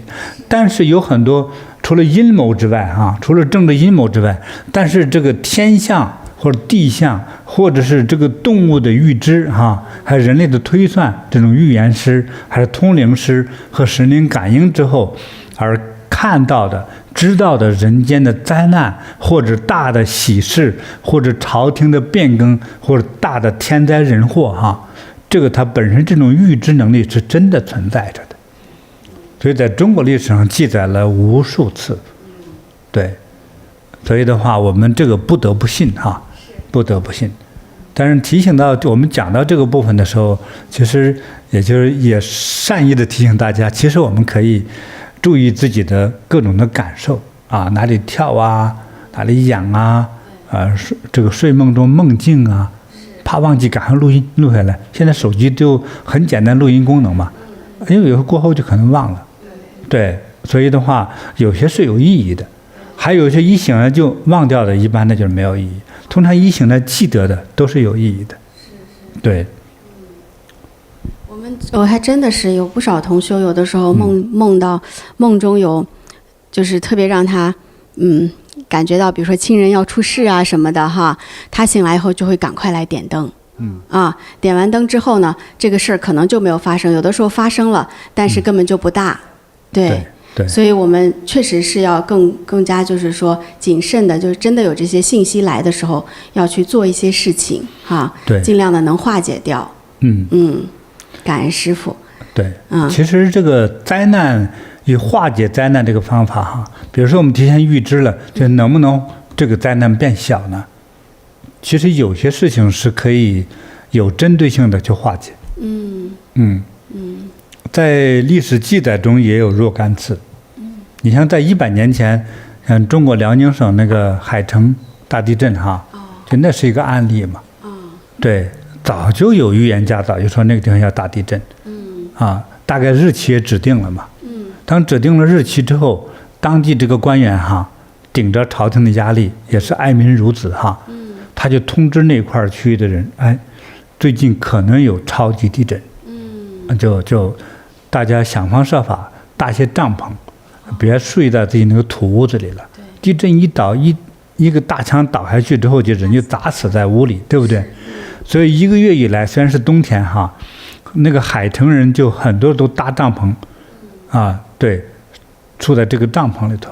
其实至少这好几万人，近10万人也不至于砸死在屋子里头。这个地震就真发生了，超前的可能应该8、9级地震吧就是天翻地覆级的对，就是没有砸死那么多人。对，所以有很多的这个有对灾难有了一种感觉，有一种预知的感觉之后还是进行一些谨慎小心的安排为好，对吧？比如今天你也出门，就是出去说去逛街吧，如果不是上班是逛街，那眼皮跳得厉害就别去逛街了，就可能不利于出门。还一出门的时候头给撞了一下子，或者脚踢在石头上，这个时候先别出门，一般就有这个意思。这种情况下还是你们家祖上有德，有神仙保佑或者祖先保佑，信佛的人佛菩萨保佑，他提醒你，就是这样的不用骂街，不用生气要顺其自然。嗯，对，在当代来说的话，像相信我们的哈，可以到我们的道场去点灯发心哈。到不了道场的话，可以上网去点灯发心，来避开这些灾难哈。我相信能够大事化小，小事化无。感恩师父。那师父就是作为普通人哈，我们有没有什么方法可以提升我们这样的预知能力呢？预感能力？一个是雷劈的时候要注意哈，专门去被劈一下，关键那个风险有点大劈不好命没了。是。对，所以别找雷劈哈，别找电击，也不用自寻感冒哈。就是其实你没有这个命相的话哈，你感冒给烧死了，也不一定有了什么特异功能，也不一定有预知能力哈。对，有些人是有天命的，但是除了天命之外呢，就是我能提醒大家的有一个很简单并且稳妥的方法哈，就是禅修。其实我们越禅修的境界是，第一个我们要淡化欲望，无欲无求，对不对？当你越没有追求，没有一种贪念的时候，你的心是清净的，清净才能显现。当你的心不清净，什么都显现不了，所以就怕躁动。你看那个带着10万和更多人打仗的那个大元帅，那皇帝都选什么样的人做元帅呢？非常沉着、冷静、稳重的军事家，成为军事家，而不是一般的将军。一般的将军像张飞一样说：“大帅发命令，我上去杀敌，说我一个人都可以上，你们都不用管。”他就是以杀人打架为快乐，不管能不能打到敌人，就是爱打仗，对不对？那不行。所以那个元帅永远很稳定的，就是说，一个人不行。这次呢，你带3万人从左面包抄，对吧？老李，你从右面带5000人包抄哈。对，所以那个元帅要非常冷静的、稳重的去思考事情，当然还要见过世面啊。所以我们要通过禅修静下来而且减少自己的对很多财色名利的追求。就你穿的花枝招展，像这个卢瑟菲一样有这个通灵能力的姑娘很少见，她是一个特别的个例，就是韩国通灵大战这个卢瑟菲这个预言能力这么强的人很少，但是多数这种有预言能力的人如果是年轻女性的，穿的像老太太一样。为什么？她不追求外在的东西，她内在是非常沉静，或者为了让自己沉静，把自己打扮成老太太。穿的非常朴素，头发梳的非常的，但是干净利索，但是绝不夸张。衣服穿的像老旧的，他是要追求内在的那种清净自在和自信。所以呢，通过禅的这个修行呢，就是能够激发我们的这个灵性。当灵性提升之后，就自我认知能力就弱了这完全是在接收就会通灵。就你收到的不是你的眼耳鼻舌身意收到的东西，是灵性世界传给你的。这佛菩萨倒是传达给你，山神传达给你，海神传达给你，是不是财神传达给你，所以这些各种讯息要的不同神灵给你。所以你看他们韩国的通灵大战都是他供不同的神而传达信息给他，是这样的所以通过禅修，通过清净，通过无欲无求这种静下来。但是我们不会禅修也没关系，你就在沙发上那么倒一会儿，闭上眼睛说我什么都不想，我就静下来，哪怕睡着了都可以。这样你醒来之后你一下突然觉得又身体又祥和，内心又清净，眼睛很明亮，这就是进入这种安静的状态。如果经常保持这种安静的状态的话，就是最好的充电，也是最好的通灵。你看前美国总统奥巴马，他是内向的人，对不对？那都政治选举政治操劳是很啰嗦、很麻烦、很烦人，对不对？所以每15天里头，他回了家，他说一定，他老婆说嘛，一定他自己钻进一个洞里头去，2天谁都不要搭理他。出来之后电充足了，眼睛变亮了，灵感来了，就又能出去了。对，那个灵感就能使他做总统，能使他做出最高明的决断。对，那他在里头干啥呢？我相信是打坐。对，就是找到一种清净的状态。所以就是修行能通灵。对，对，我就想到，我们不是3月份在韩国才开了一个课嘛？对，师父亲授的课，当时在网上也给我们黄金客户也开放了啊。对，就是前2天我跟一位新加坡的师姐在通话的过程中，她跟我说的，她说就是上完那个课回去之后，她在新加坡禅堂做咨询嘛，她说来询问事情的人，她开始可以看到一些画面了。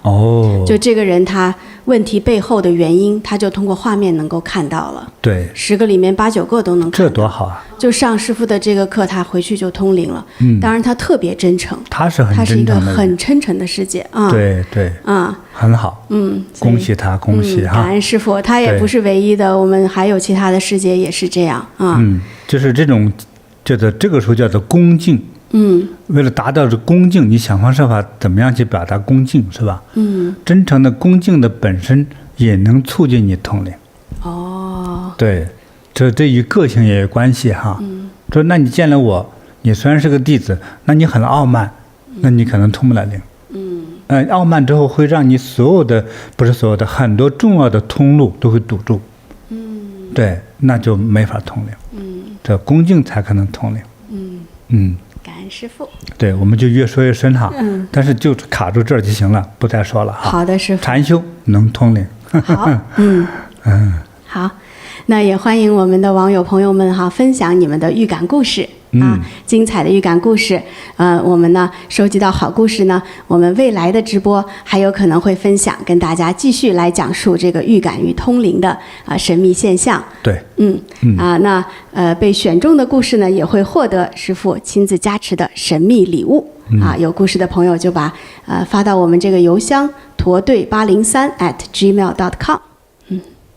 好的，那非常感恩师父。那接下来呢，我也是想跟网友们分享一个好消息啊，我们的菩提禅修学院呢，新推出了一款灯，叫还愿灯。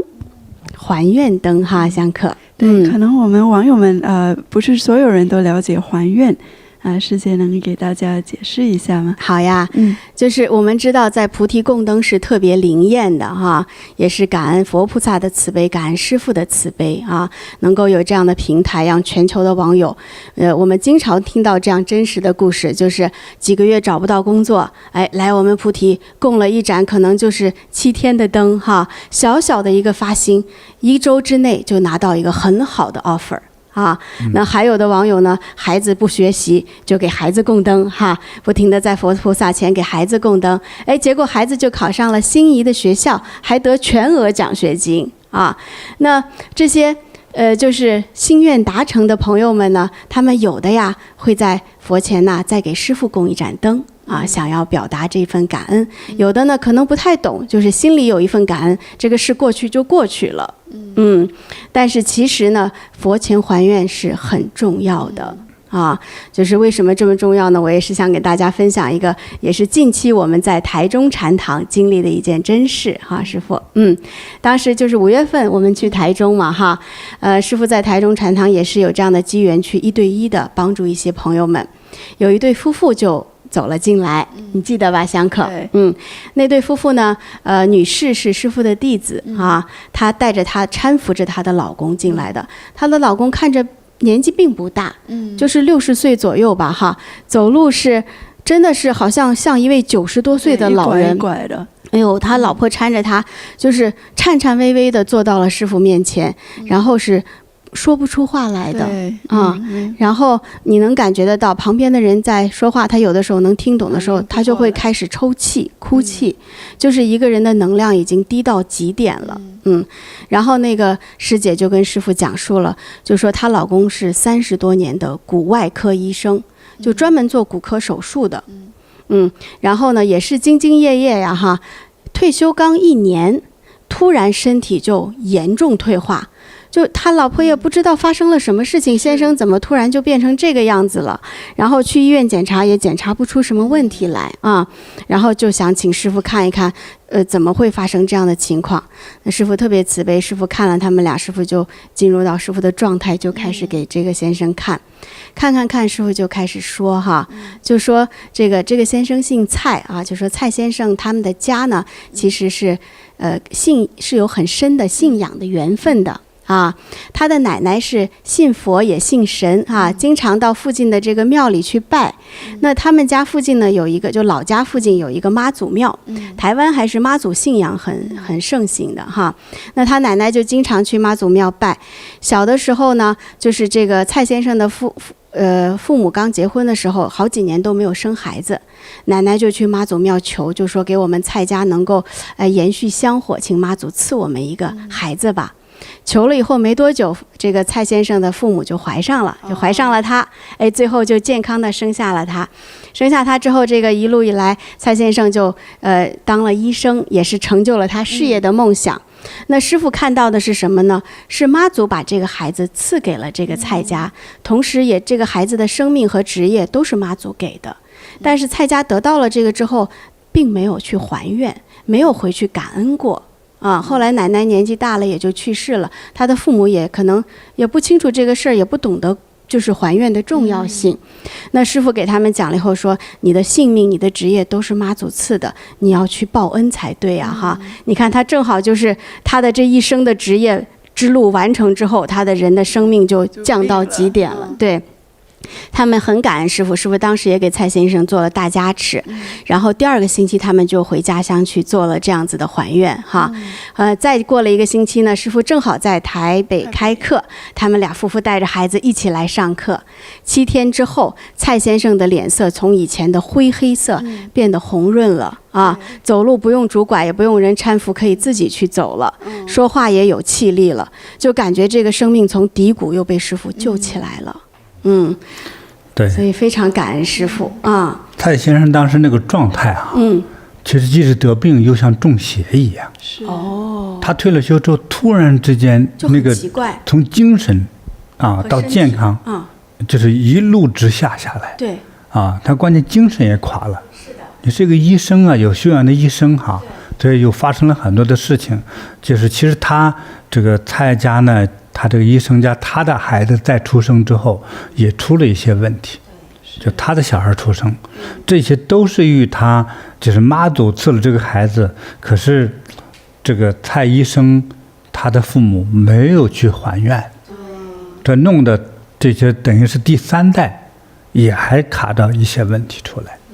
对，他还是医生，就在那个时候，他的孩子要出生的时候，结果呢来了另外一个更危难的这个产妇，就所有的医生去帮那个人去了，那这个孩子就卡在他的肚子里头，是吧？到最后其实差点窒息了都，是缺氧脑损伤，所以到后来这个孩子还留下了严重的后遗症。对，都是与这个没有还愿有关系啊。哦，对，都是很大的麻烦。所以不光蔡先生遇到了这样生命的危机，他的儿子其实也是有智障的。他本来他应该是他家是到了前一代就没了，就断了。这个这种神灵哈，这种正神赐给你的孩子哈，通常而且连职业都一块送给你哈。对，这个职业通常都是救人的。哦，真是。就是佛菩萨和正神给赐的孩子都是做这些事的，都是比较好的职业。但是他们呢，就是没有还愿，也不叫忘恩负义吧，就是之后就不管了。但是不管了呢，那你能想到什么？那么这正神还会惩罚人呢？应该不会。所以有人问我这个事儿，正神不会惩罚你，对，但是正神旁边有很多护法干活的，是这些护法神看不惯，修理他，对吧？你要叫感恩，对，你得到帮助，你要学会感恩，那你每年最少你有几次来上香，对不对？你都没有一点恭敬，就是这样，所以的话，很多神灵会惩罚你。当然我们讲到这儿是从站在我们的身份，我们所知道的这个立场上，对不对？那特别无神论的人就是说，这些都是随便说说，到底有没有也不知道哈。但是我看到这个世界是这样的。所以他坐那儿，他说：“你看我怎么弄出来这么多的病呢？对，这么不顺，这么倒霉呢？是，我闭起眼睛的时候，在我眼前出现的图案就是那个。说你们那个，它一个古庙，那古庙又不是佛庙，那什么庙里头？你从那儿弄来，从门缝里给塞出来，给挤出来的。那个庙长什么样的？说他一开始说那个是他的奶奶去，对这个医生的奶奶，对，就到那儿去求，结果那是妈祖庙。对，那求了之后，后来才有了这个蔡医生。对，你看巧合吧哈？是。对，我说那个庙又不是佛庙，但是雕刻的工又很细又很好。哎，这是谁呢？结果是妈祖。你看就对上了，就是。对。啊。所以这个还愿多重要。对，我们要有这个感恩心。对。哎，神佛菩萨神灵哈，甚至是这些通灵大师哈，帮助了你，也要有感恩心、恭敬心。如果这种通灵是真正的，人家也不是赚你的钱，真正帮了你，那你不还愿哈，没有感恩心的话，可能会容易出一些负面的事儿。就是这样啊，所以这个大家要记住，就形同于人情世故、礼尚往来是一个道理。对，那就是人帮了你，你都不理人家了，就是你的这么大的心，人家说你是忘恩负义，这天理都不容。就好像父母养育了孩子，孩子不孝一样的，就是基本的这样知恩图报的心没有，我觉得，所以老天惩罚也是应该的。对，你求的时候又哭又闹的，对不对？对。等得到了之后，立刻把神给忘了。通常这也称为叫做不道德。是。所以这个一定要懂得感恩去回报对，所以呢，咱们现在增加的这个灯呢，其实给大家呢，能够满足大家一个还愿的感恩的心对，大家呢去点这个还愿灯，你凡是能得到帮助、得到解决的人对，这是非常必要的。太感恩师父了。不客气。师父给我们这么好的平台，让我们遇到难题的时候供灯能够解决。然后还给我们提供还愿灯，让我们做一个真的是知恩图报的人，能够延续我们的福报。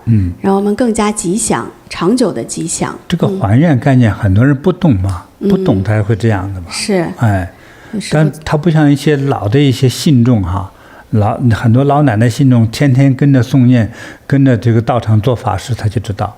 但多数人都是在忙忙碌碌在世俗的工作中，所以对于还愿这个概念是没有概念的。到时候你不要等出了事儿你再找事情恶劣的事情已经发生了，是吧？你说台中的蔡医生，他的儿子确实出生的时候这个不太吉祥，说现在都没那么健康。现在没有办法挽回，这很可惜。对，很可惜。但是见了师父已经好很多了。现在好很多了，但是很容易落下终身的毛病了。是的。对。感恩师父。不客气。我们做一个真正的就是能够报恩知恩报恩的弟子对，感恩师父。那也是我们所有还愿的这些朋友们呢，你们在网上点了还愿灯之后呢，还可以去禅堂领取师父慈悲加持的还愿吉祥卡。香可我们拿出来给大家看一看，真的是师父一番最慈悲最美好的祝福因为我们本来应该做的这个还愿的一件事，去做了之后还能领取一张加持的出入平安身心安康福寿绵长。你看这么好的吉祥卡，事业有成大展宏图放到我们的钱包里随身携带，天赐良缘琴瑟和鸣，多好那这些吉祥卡呢会在1个月以后大家要稍微等一等，但是还愿灯我不建议大家等今天听了马上去还愿之前我们点灯实现的愿望一定要去还愿。那1个月之后呢，我们就可以去禅堂领取你的还愿吉祥卡，让你更加吉祥，人生更顺利感恩师父。然后所有点过还愿灯的那个网友们呢，除了可以到禅堂领取这个吉祥卡以外呢，就是点过之后我们也会让您能够下载一个手机壁纸也是有这个师父送的这个最吉祥的祝福语，然后可以设到你手机桌面时时这个护佑就伴随着你。感恩师父。到最后呢，我还提醒哈，我这个也是一种因缘嘛哈，能帮助大家从各种情感的困扰中哈，能够解脱解放出来，成为一个大智慧的人啊，不被这个人间的情感所束缚啊，所以也是一个因缘嘛哈，所以就可能通过10多天的时间呢，就创作了一首歌，叫《难舍》啊，对，因为这个唱的形式也比较新颖一点哈，对我这么老了还能唱出来，太好听了，也是不容易了。但是唱我也没费什么劲，我就觉得就正常就是唱出来了，所以录出来给大家网友们朋友们呢都听一听。这个当中不是赞美的情，也不是贬低的情，而是在我们难以割舍的这个情感之中哈，能够获得更高的解脱啊，而不被这个情感所束缚啊，不要被情感所困扰，不要成为痛苦啊。所以呢，录制这首歌，那现在呢已经放上了YouTube 啊、Facebook 啊，还有一个 Spotify，它那个功能非常好，是吧？对，就是你听这个歌呢，一个是可以点击循环，是吧？你可以重复听这个歌。还有呢，这个手机页面关了之后，像关机一样，它一样播放。是的。那就是 YouTube 了啊，它一定要看那个视频，对不对？对，才能播放。所以一碰它就跑掉了。但那个 Spotify 那个呢，就可以听着这个音频的声音哈，这个手机页面是关闭状态，这个就更方便一些。是。对，所以希望大家呢能够在这个听这首歌的过程之中哈，能够获得一些启发，啊，最终能够在情感中获得解脱啊，也不被困扰啊。希望这个情感反而成为你人生的幸福和助力啊。对，希望大家呢能够喜欢听啊。你们听的感觉还行吗？特别喜欢，特别喜欢哈。是，我们的网友们也是都留言，就是真是听一次哭一次，师父疗愈了大家的心灵。对，我也觉得挺好的，非常好。对，但是我先不解释更高那个境界在里头的，有些词汇啊，为什么那么表达哈？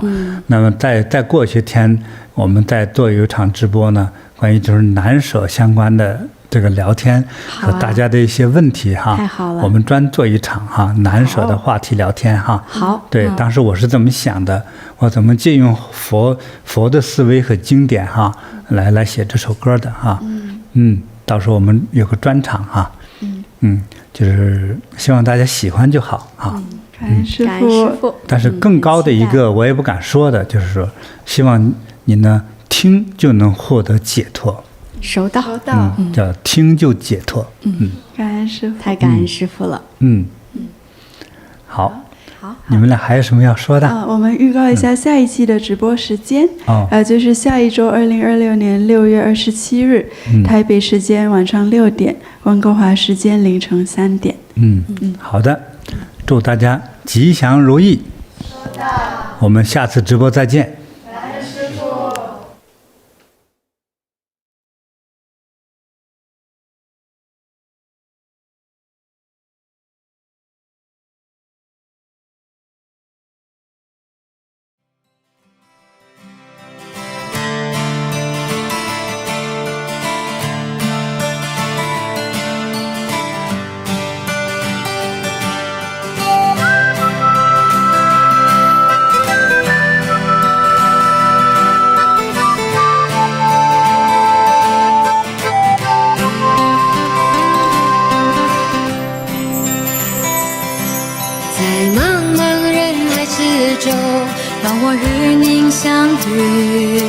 小小的红点里，人生就此欢喜。我快乐了，我健康了，我幸福了，我美丽了。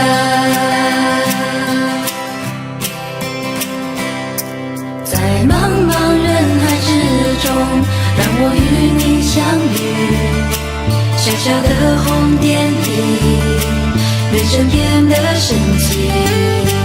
我智慧了，我宽容了，我慈悲了，我自在了。